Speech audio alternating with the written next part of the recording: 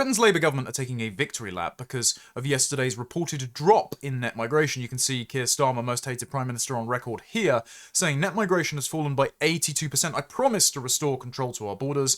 My government is delivering. But we can't let them high-five each other and roll around in their own excrement with too much glee, because net migration is a smokescreen for the continued unprecedented rate of population churn, because we still have hundreds of thousands of third world immigrants coming into our country, taking our tax money, changing our culture, all against the expressed wishes of the electorate who have voted against more migration in every single election and referendum since 1974 and been punished with the opposite. Because you dig into the statistics, you can see the net migration was indeed 171,000, and that has nearly halved from the previous year's net migration of 331,000. But if you look at this graph, thank you Nickelback, you will see that non-EU immigration was plus 627,000 people. Also, EU immigration was 76,000, and returning British nationals, that's both white Brits and immigrants with British passports, was 110,000. So actual immigration levels were 813,000. For my American viewers, you have legal migration levels of about 1 million a year. We're the size of New York State. So we have in previous years had as much or more legal migration as the United States, and at the moment our government is celebrating a fall in migration to about 800,000, when we are a fraction of the size of the North American continent.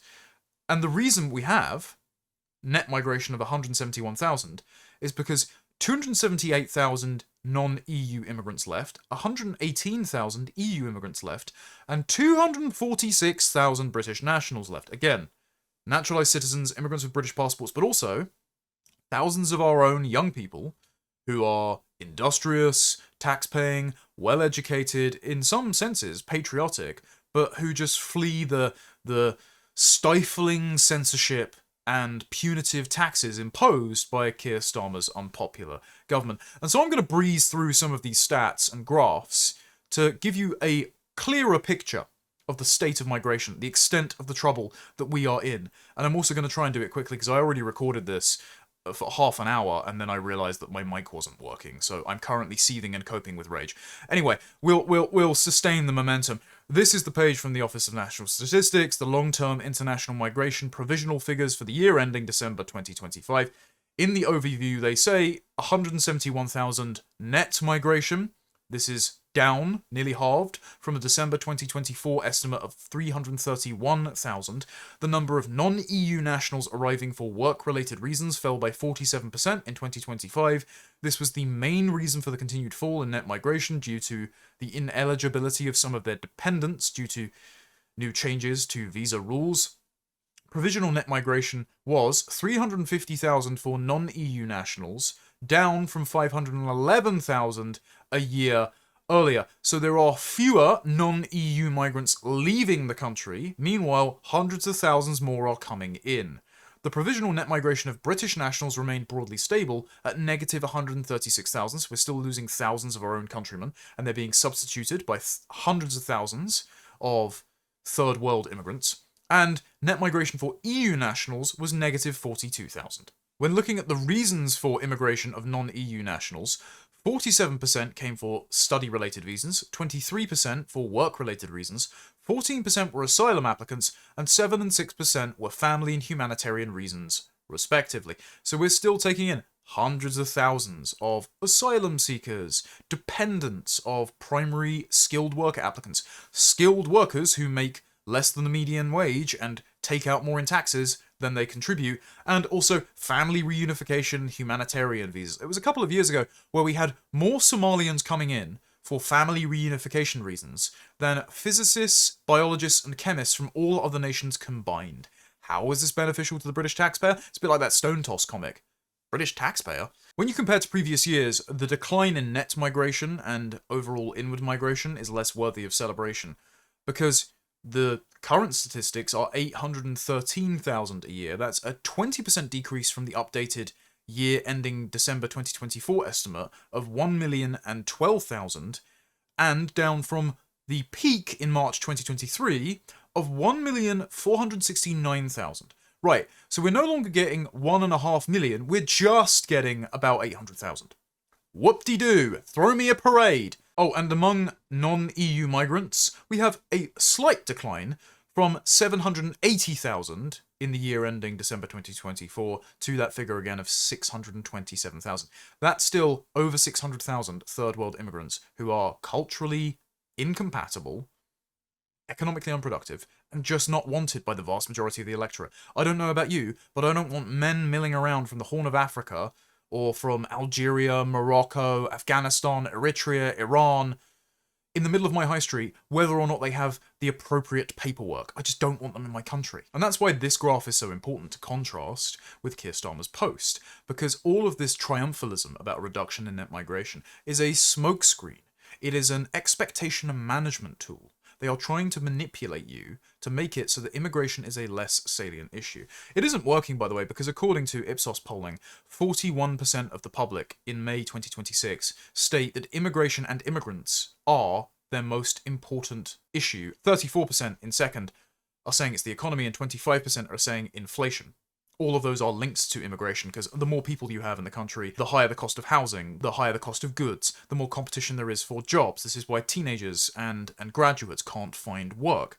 Did you know that between the last financial crash and 2024, upwards of 70% of all the jobs created went to first-generation immigrants? That's not even counting second-generation immigrants who repeat the same criminal and economic patterns as their parents, who also factor into the demographic dispossession of the native people of their only country. This is just a nightmare. And the Labour government know this. They know that immigration is an extinction-level issue for them, and so they're trying to engage in sloppiest PR slogans, pretending in a sort of pantomime fashion to lower the levels of immigration so you don't get too angry at them. It's a containment strategy. Meanwhile, they're still flooding our country with hundreds of thousands of third world migrants. As a percentage share, third world immigrants made up 77% of total immigration. Returning British nationals made up 14%. EU nationals made up 9%. And if you look at the countries providing the majority of our immigrants, of course, India tops the list. Conspicuously, they do so in the US and in Australia. Across Europe, increasingly, Prime Minister Modi is going around Italy and the Netherlands in the last few weeks, promising more people-to-people transfers with a partnership with India. They always write in more immigration to all of their trade deals. It just isn't worth it. I feel like Walter White screaming in the car, no, don't do it. It's not worth the GDP. You will become downtown Mumbai. In the midst of renewed awareness about the Pakistani grooming gang scandal, thanks to Rupert Lowe's privately funded inquiry and the pressure placed on the government to conduct a nationally backed inquiry, which I've covered before, it's going to be another cover-up, for some reason we're taking in about 40 to 50,000 Pakistanis too. The only one here that isn't that much of a problem are the Chinese students, because if you go down to the emigration graph, Chinese students largely return home. You also see a high level of population churn among Indians, but they just get substituted in for their other kin and countrymen.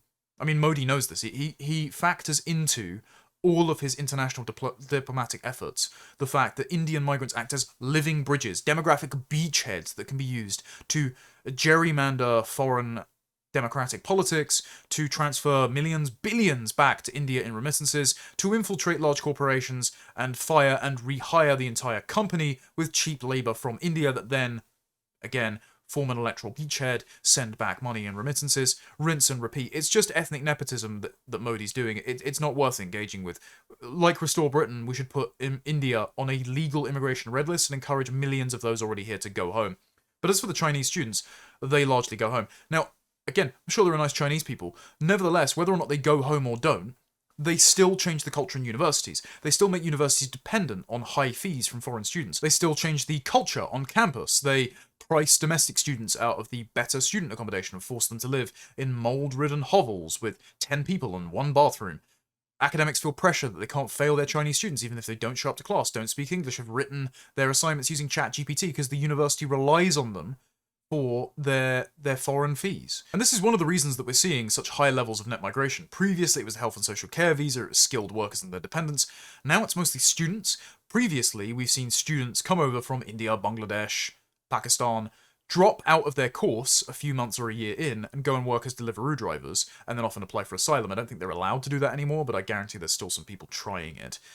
For some reason, we're taking in loads of Nepalese students this year. Are we just pulling countries' names out of a hat now? Or are the Home Office giving out visas based on which cuisine civil servants want to eat for lunch that day? There were 294,000 study-related visas issued. Arrivals were up by 7% compared to 2024, but down from a peak of 486,000 in September 2023. Within study-related arrivals, the number of main applicants were 277,000, and that's up by 9% compared to the previous year, but arrivals of dependents fell by 17% to 17,000. Sorry, as Nigel Farage once joked during the 2024 general election debates, when you go to university you can't bring your mum, so why are we allowing students to bring dependents who they presumably can't provide for? Because they're students, they're studying, they're not working a full-time occupation. If they are, they're going to fail their degree. This entire thing is a scam. There are 146,000 people arriving for work-related reasons, down 47% from the previous year, 272,000. This is while youth unemployment is at an 11-year high, 16.5%. You'd think that we would want to decrease competition for young people, especially when AI is going to render a bunch of jobs obsolete, but no, cram us to the rafters with cheap Indian labour instead. Oh, and 53% of those skilled worker visas were dependents, 74,000. Who are all going to be a net drain on the taxpayer. And as we saw with the Boris wave, 95% of all visas were given to net tax recipients. So the majority of those skilled worker visa primary applicants, the actual ones working, are also going to take out more in taxes than they contribute. At a time where the benefits bill outweighs the number of tax receipts that are used to pay for it, this is totally unsustainable. It wasn't wanted even if they were all net contributors because of their cultural and demographic impacts, but we also just can't afford this. This is madness. And we're also taking in 88,000 asylum seekers, that's 1,000 more than the previous year, and this also includes people who claimed asylum after arriving via a regular route and via illegal entry routes such as small boats over the channel. So there's even more that they just didn't catch to factor into the raw figures. So what, probably about 90,000 asylum seekers, legal and illegal, in the last year as well? Why are we the world's refugee camp?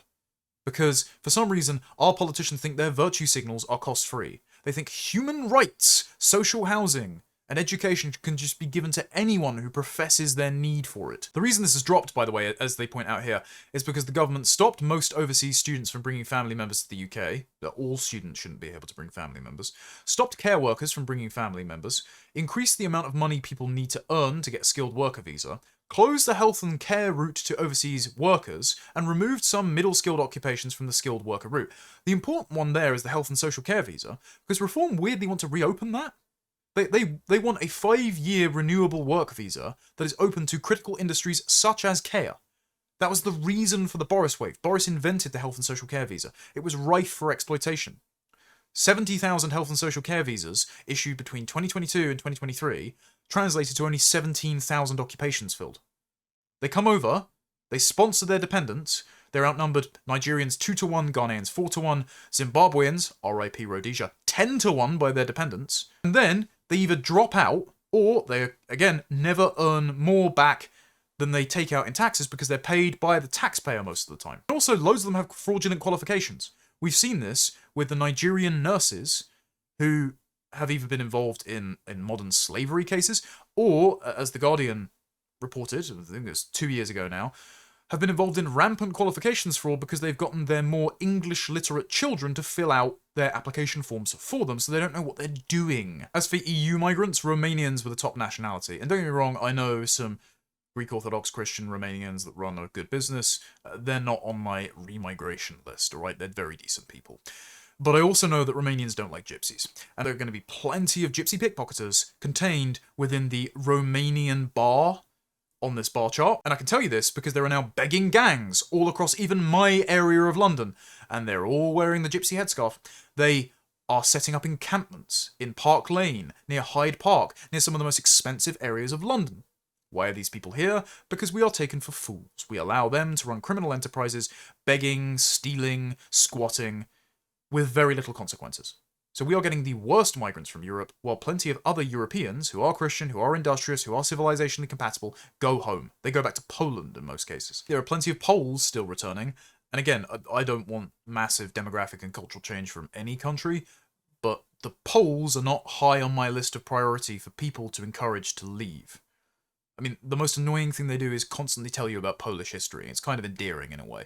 But the reason that people voted for Brexit is not because they hated Polish people. It was because they felt there was too much stress on public services, too much competition for housing and jobs, and so lots of Polish people returned home after Brexit. Poland's economy boomed. Now, as I understand it, Poland's going through its own struggles. I've seen videos of Indian bus drivers there. It's made me do the Professor Quirrell sprinting through Hogwarts meme. Indians in Poland!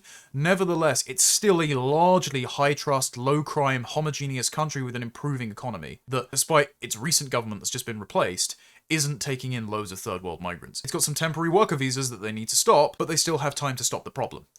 And that's why there are plenty of Poles returning to Poland, and it's actually become a destination now for British nationals, whether Poles with British citizenship, or even British citizens, to emigrate over to instead. If you look at the emigration figures, non-EU nationals made up 43% of those leaving, British nationals made up 38%, and EU nationals made up 18%. Thousands of British nationals are leaving to be substituted by Indians, Pakistanis, and Gypsies.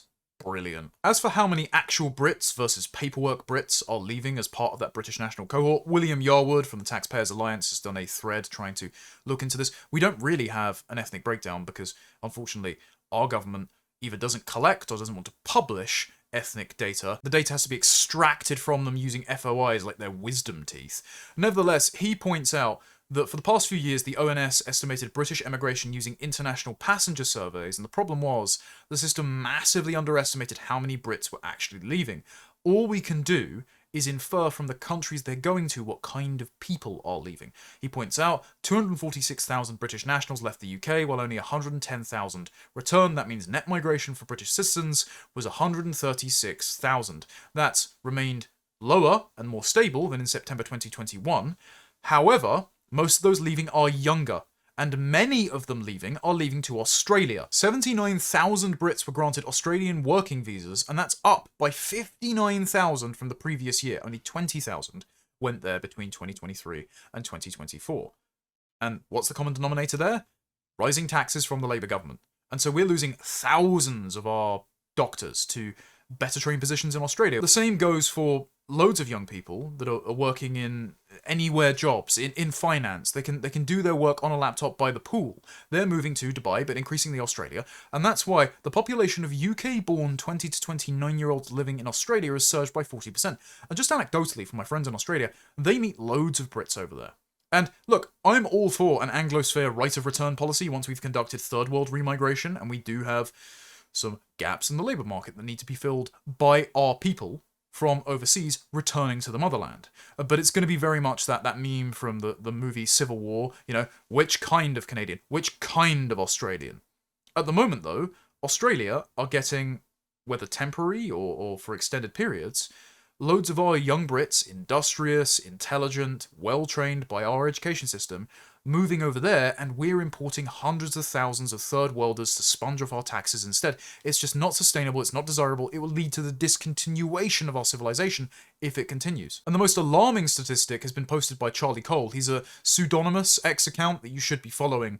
Puts out great analysis. He notes that the ONS estimates that on the 30th of June 2024, there were 13,115,000 residents in the UK who were foreign-born. Again, likely to be undercounted because they don't know how many visa overstayers and illegal migrants are here. The ONS mid-population estimate for 2025 is 69,281,400. Again, that has been estimated to be much higher by supermarkets, mobile phone contractors, sewage processing companies for many years, but we'll have to take these numbers because they're the only ones we have.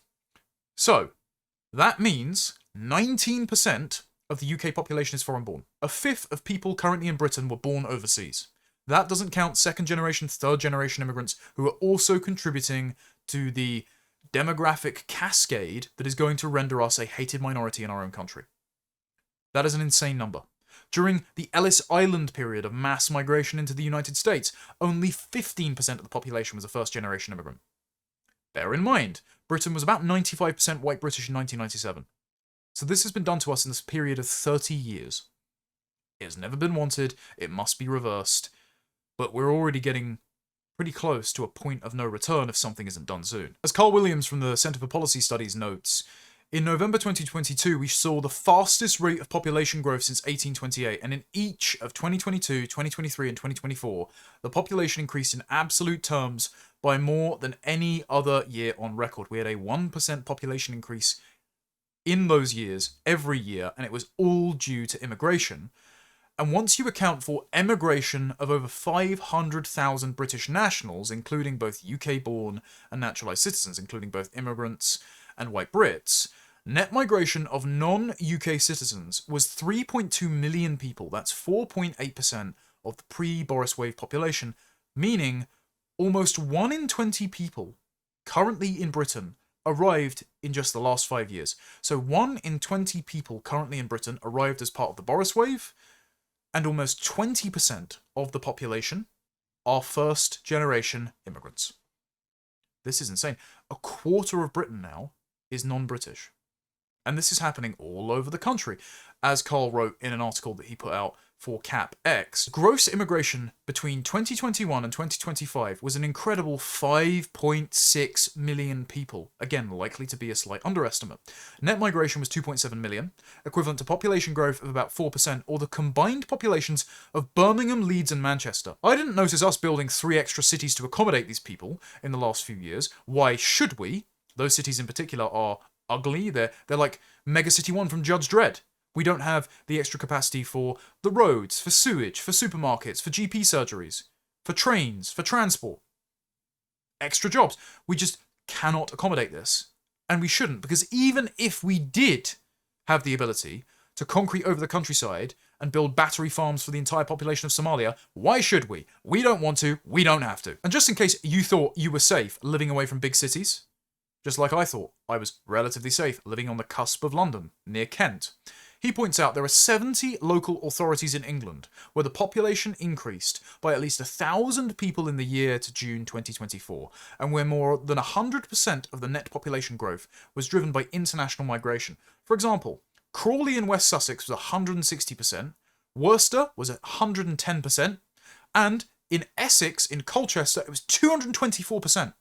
Are you feeling the enrichment yet? There is no escape. The government wants to do this everywhere. Everyone is getting their share of diversity, and all the costs and crimes that come with it. And this is especially stark when you see this in the form of graphs produced by Charlie Cole.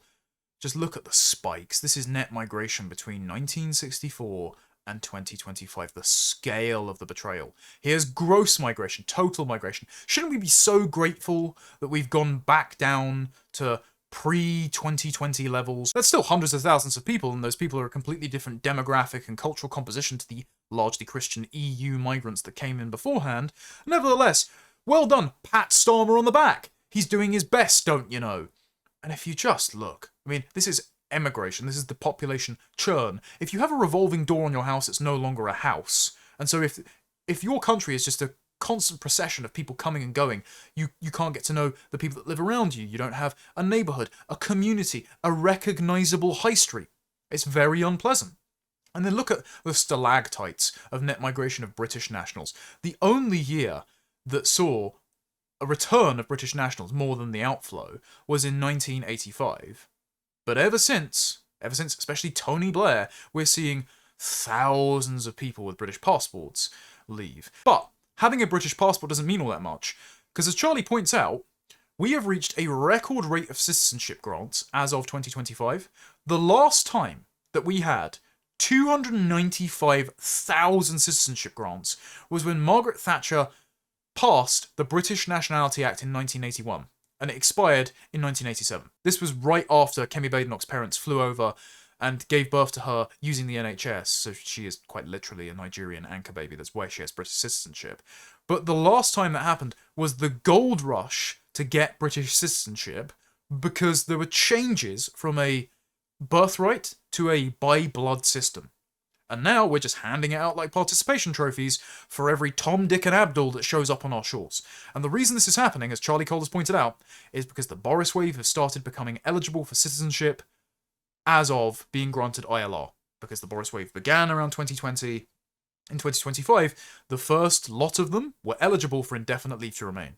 They started claiming benefits, they started gaining NHS access, they started getting social housing, and they started being eligible to apply for citizenship at an expedited rate within 1 year. And so the problem is not just indefinite leave to remain.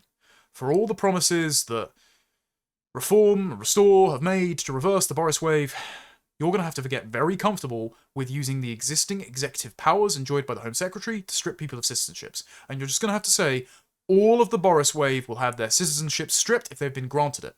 Because British citizenship currently means nothing. Saying that British citizens are leaving Britain, or returning to Britain, tells you nothing about the actual people coming and going. And so for British citizenship to correspond to being a British person again, they have to be stripped. And so I just want to finish on this. Keir Starmer can't do a victory lap, because a reduction from 1.4 million to 800,000 is like taking water out of a sinking ship with a teaspoon while not stopping the ongoing inward flow. But I also want to point out that we should never forget who did this. This is the Boris wave, and when Priti Patel and Boris Johnson and any other Conservative try to make excuses, say it's doctors and nurses and Hong Kong and Ukrainian refugees, well, the dark blue line here is minus Hong Kongers and Ukrainians. That's still 800,000 third world immigrants from India, Nigeria, Pakistan, Bangladesh, Zimbabwe, Nepal. None of these people need to be here. They shouldn't have been brought here. They should be sent home, and we should be willing to do whatever it takes, changing the law, stripping citizenships, to ensure that that happened. Otherwise, if this trend continues, we're already in really severe trouble. The situation will be unrecoverable.